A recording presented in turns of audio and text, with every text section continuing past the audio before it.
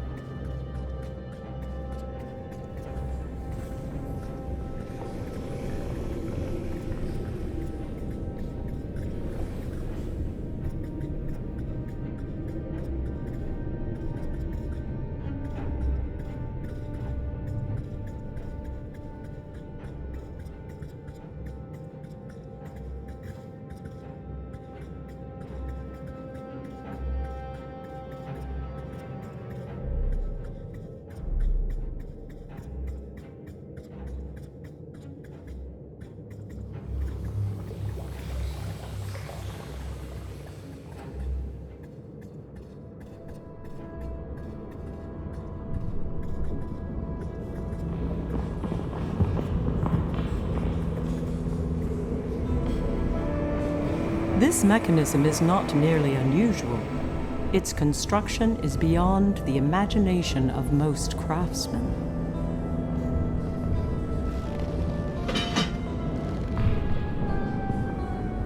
Set within the other gears, the bronze cog completes the odd mechanism.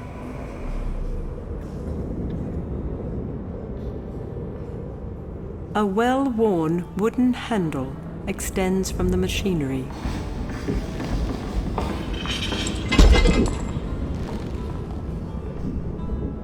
Argonus pulls the wooden handle, and with a groan of protest, the platform beneath his feet begins to move.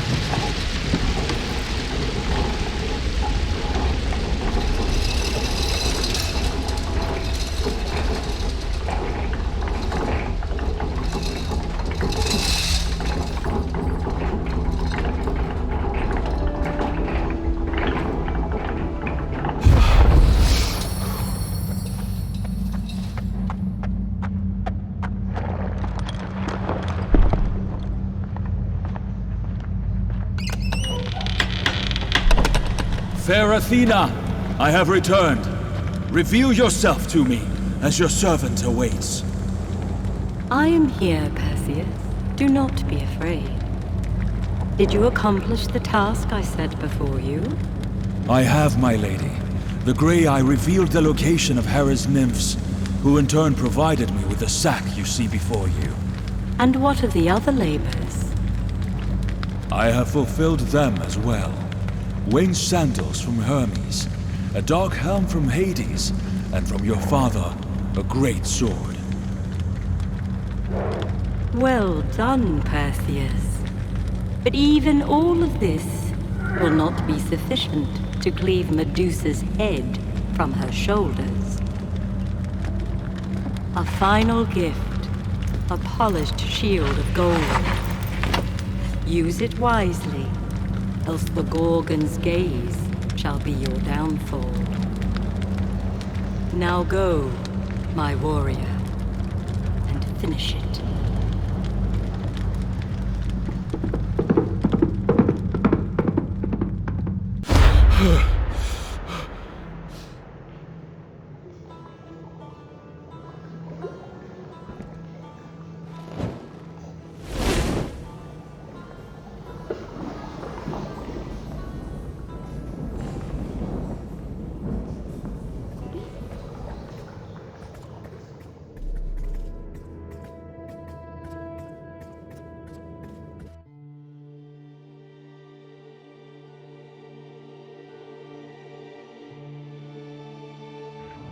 Entranced, Argonus moves unconsciously forward, drawn to the lilting sound of the siren's call. As feet sink into the wet sand, a familiar voice rises above the haunting aria. It speaks to him as a lover might. Hold, my sailor. Go no further.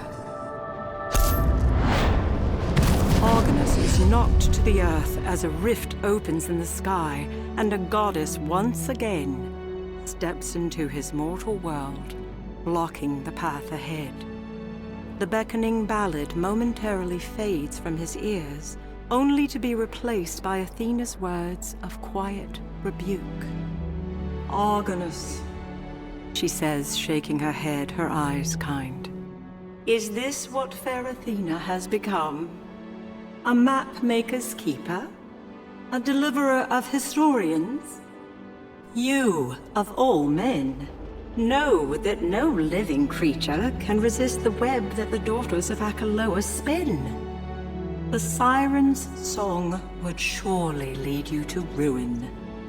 For your sake, and that of your countrymen, I simply cannot let you pass.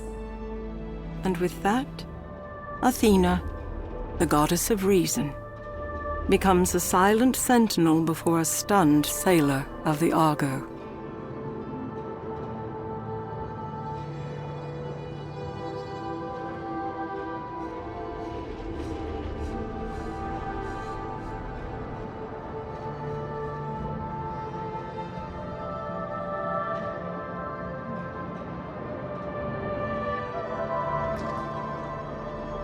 Though salty mists shroud their form, there is no denying the women upon the rocks.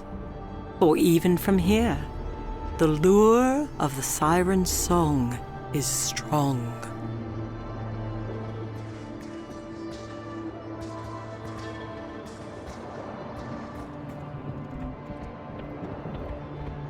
Freed from the rocks below, the remnants of a once great ship have washed upon the shore.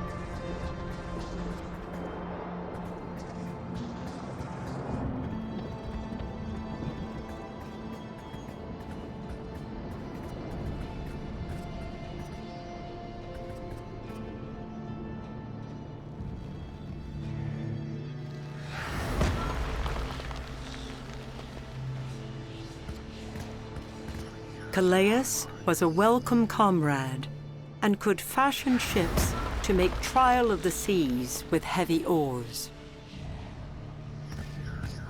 Tailor has lost a great son in Euphemus. He was the most swift-footed of men, and was wont to skim the swell of endless seas.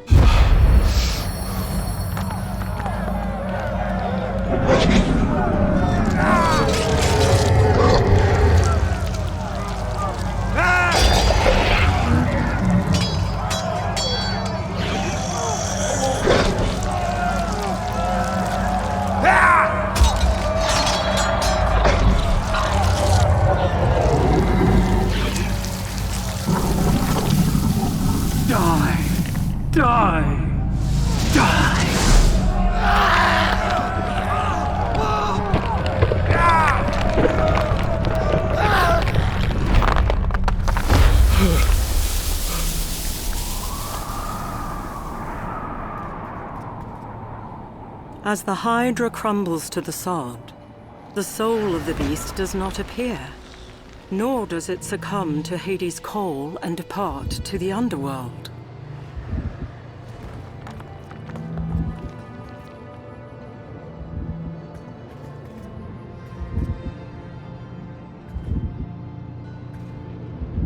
Amidst the rubble, a large stone remains, unscathed by the power of the diamond's touch.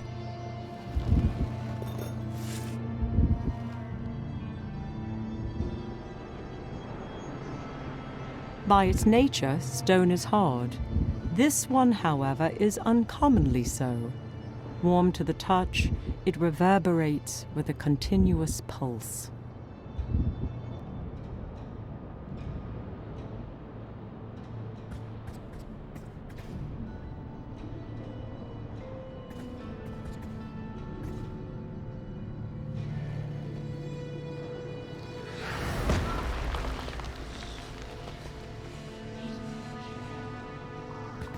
Paul Canthus, son of Abbas.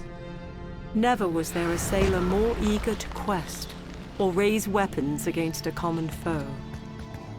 It is said that he was granted an enchanted weapon from Ares himself. No doubt struck by the hand of an Argonaut, the head of the Hydra lies lifeless, its flesh still warm to the touch. 'Tis Phalurus of the Ashen Spear. His father, great Alcon, shall never again welcome home his prodigal son. The statue is certainly that of the hero, Oileus, peerless in courage and strong in spirit.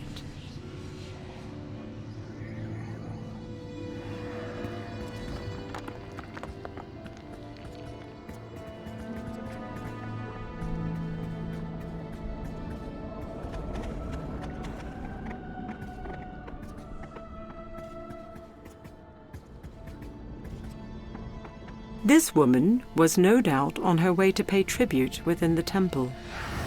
Her last moments of horror remain etched upon her face.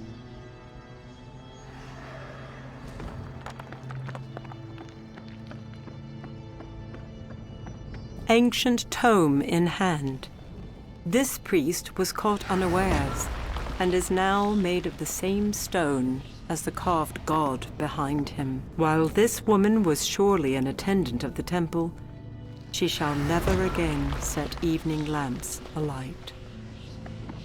Even the pious have not been spared the bewitchment that has befallen this isle.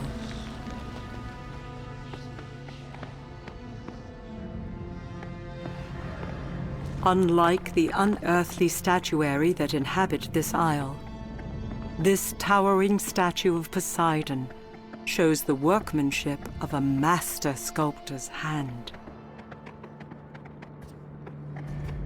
This young woman, most likely a temple worshipper, seems to have been frozen in time.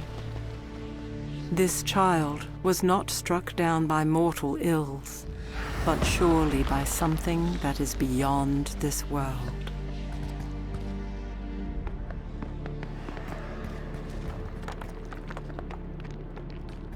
'Tis Palamonius, son of Olenane Lernus, whose bodily frame and valor no man could match.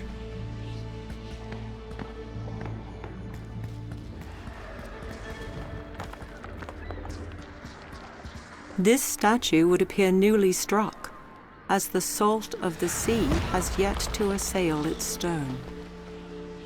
This Argonus shows compassion for the poor creature, setting its soul free from the bewitchment that fell upon it.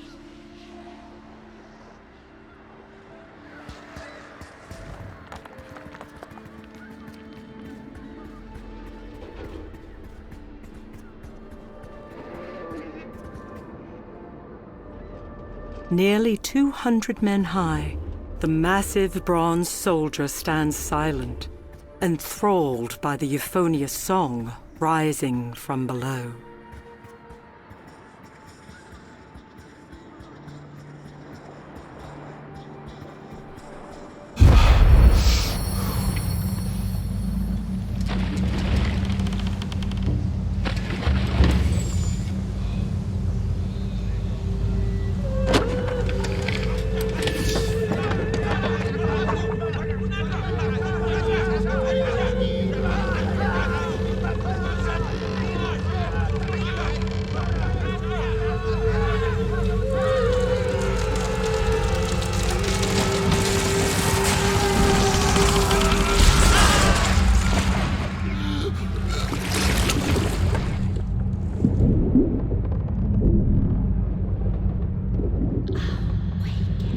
The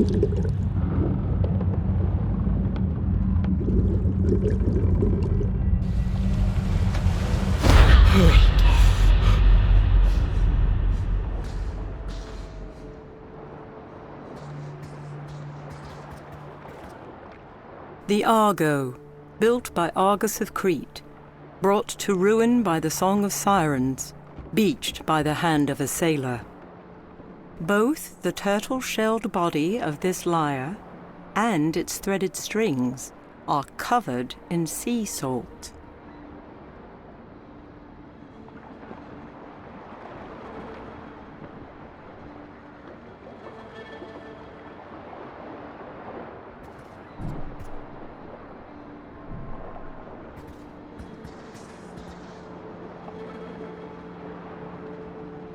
Surprisingly, the strings still produce a remarkable sound, pleasing to the ears of both men and gods. A frozen scream is etched upon the face of bewitched Typhus, helmsman of the Argo.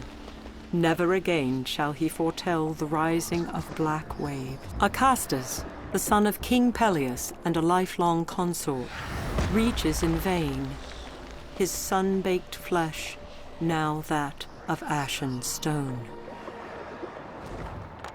This statue, if it could be called thus, is that of Hylas, a man whose hands brought ore to water not but a day ago.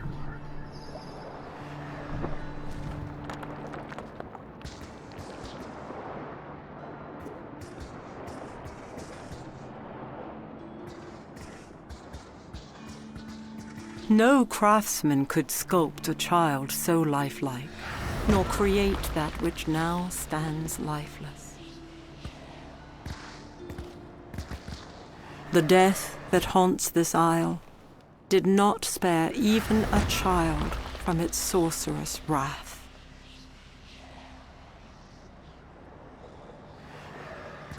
This statue is of Amphitrite, Queen of the Sea.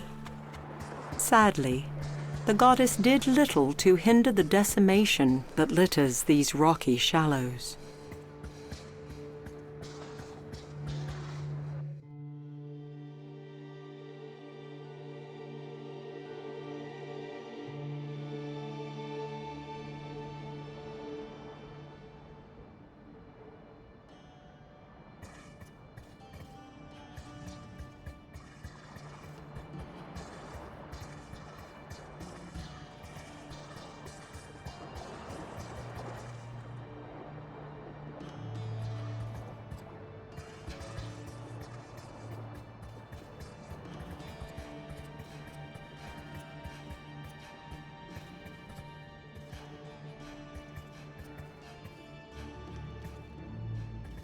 Laden with empty barrels, this wooden cart sits idle, its heavy wheels resting in well-used ruts.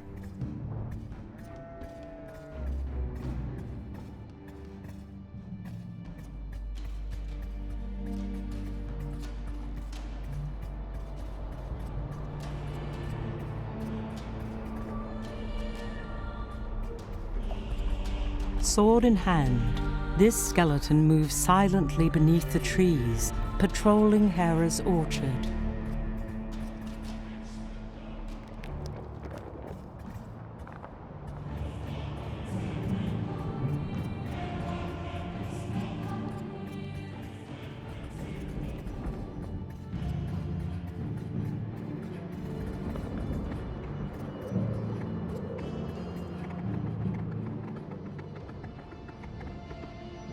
The eyes of this man appear as if pleading, begging to be released from a stone prison.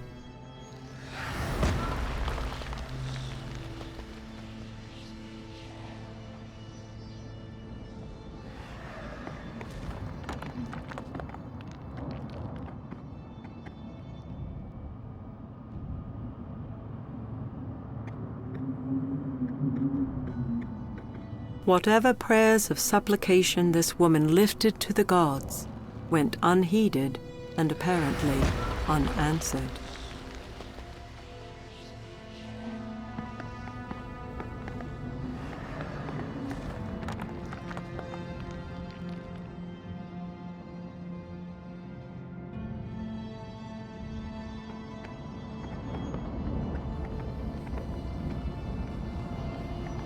While impressive statues dedicated to the goddess Hera are not uncommon, the dearth of pious attendants is troubling.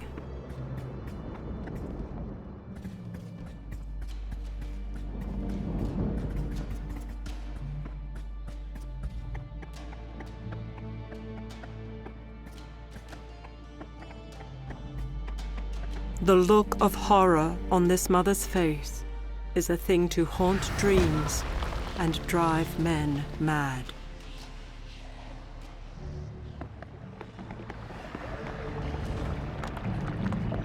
Neither man nor woman is granted mercy from the scourge that stalks this isle.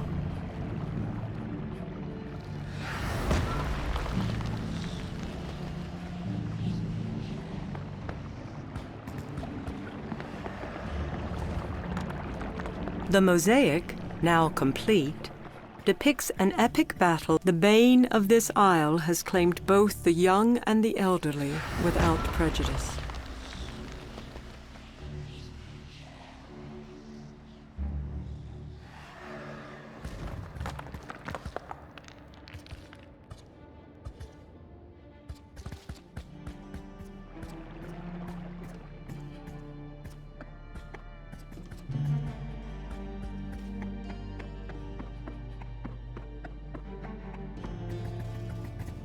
Tireless winds blow past the form of fair Argon, who was well skilled at inferring from sun and star the stormy winds.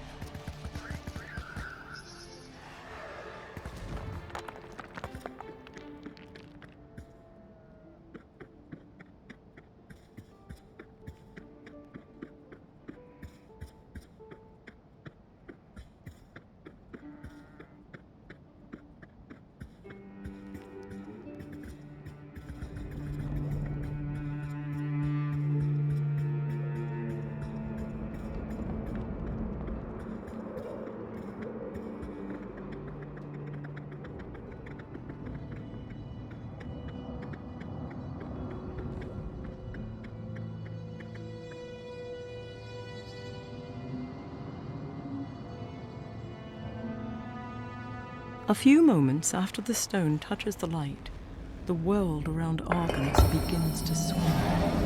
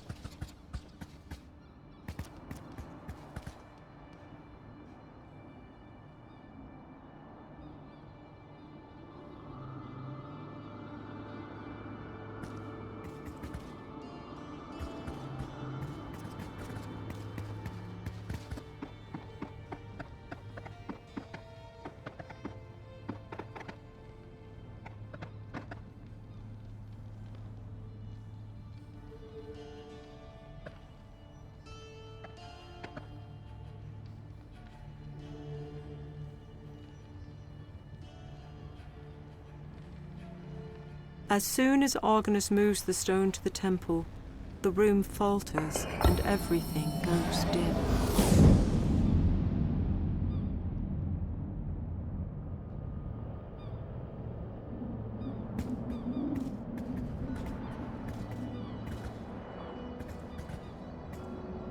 This grand statue would be easily recognized by any man. 'Tis the god Apollo.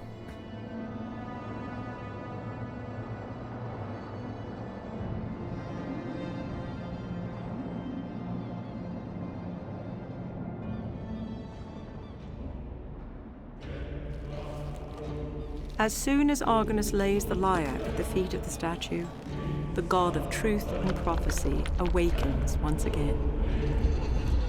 Apollo appraises the gift for a few moments before the stone lips part.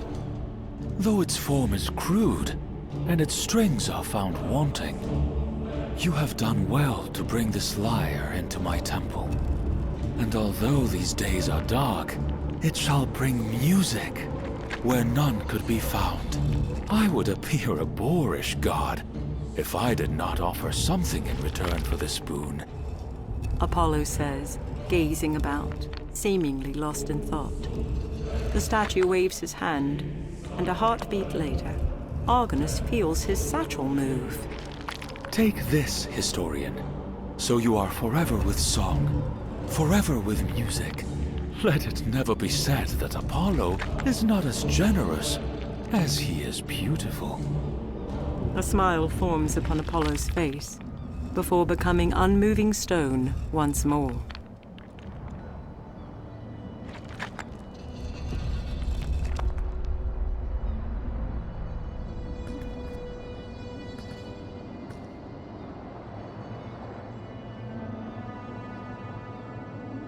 This shell was given by the god Apollo. When put to a sailor's ear, the sound of dark waves can be heard, above a faint, beckoning song.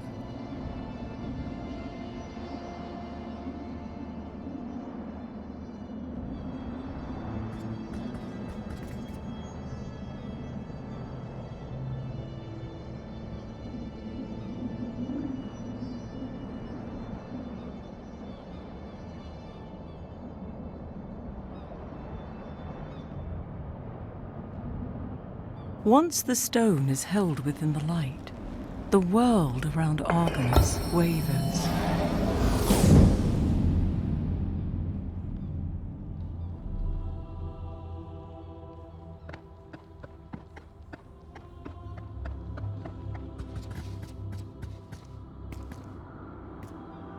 If the size of this gold-tipped horn is indicative of the animal from whence it came, the beast must have been enormous indeed.